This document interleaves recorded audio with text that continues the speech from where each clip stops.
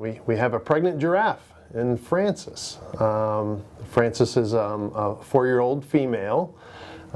She's young, but she's obviously of reproductive age. We had a breeding recommendation with her and Junbei, who is our male. And while we didn't see breeding happen, they're kind of secretive with all of that. The fruit of the labor is here. we've seen it. She's showing all the signs of pregnancy. She's getting big, and so short of doing a hormone assessment with her, which we could do, but that takes 6 to 8 weeks to get those results back. We think we're in that window. So back in January, I started doing monthly body condition scores on the giraffe, and I have been scoring her. It's a rated 1 to 5, 5 being obese, 1 being underweight. And I've been rating her at a 4, which is pretty overweight, because I could not see her spine, and so I've been thinking about it over the winter going, wow, she's really packed on some weight. It was actually at the beginning of May. I was working the giraffe routine and noticed that the weight had dropped from her upper back down, and her belly had actually dropped and drooped low. So that day after they went on exhibit, I spent a lot of time just watching Frances for probably about 30 minutes, just staring at her abdomen because she was hanging out really close to the corral. And then I noticed this big ripple up the right side of her abdomen. And then that got me really probably thinking that there was a baby in there. So then I invited another curator down and had our vets come down and take a look. Giraffes are threatened in the wild, and there's actually fewer giraffes than there are elephants, which is I think not a wide known fact. So this birth is really important for the giraffe species overall, as well as just our SSP population within the United States. So we're really excited to get to be part of that. So with first-time moms, they don't always exhibit the same signs for pregnancy for one, and for going into labor as maybe an experienced mom. Their bodies probably don't know exactly what's going on. They don't know what's going on. So so we've been having to watch her extra close, because her signs for labor may be different than a experienced giraffe.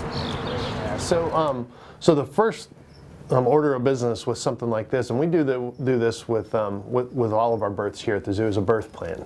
We put together a birth plan. It's again, all these barn modifications. We put a layer of sand in the barn, because these females have these babies standing up, and these babies have to drop as much as 6 feet onto the ground, and they do fine with that. That's everything going as it is. The spanking of the baby, I guess, is kind of what you think of that historically.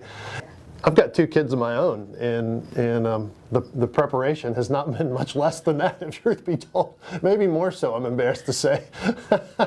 We're nervous because it's a first-time mom. There's a little bit of the fear of the unknown right now, but we're very excited. We're all ready for, I think, the baby to be here and know that it's okay and everything's going well. And then I think we'll be able to breathe a little bit. We haven't had a baby giraffe here in 17 years, so we're really excited.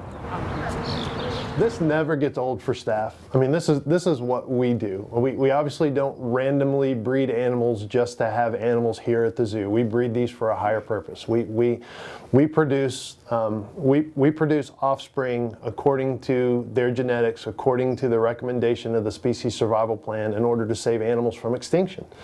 Giraffe are not doing well in the wild. The more we can do to get this captive population going, the more it's better for giraffes, again, in the captive population as well as the wild population. So, I mean, that being said, that's a really exciting thing. I mean, we got all the goo-goo talk and all the silliness and all that. We're so excited, and we love baby giraffes, and they're cute, and I'm not going to fool you into thinking that we're all business and all biology. I mean, we're business and biology, but there's a huge cuteness factor with this that's got people really excited about it as well, on top of the important work that we do from a conservation standpoint.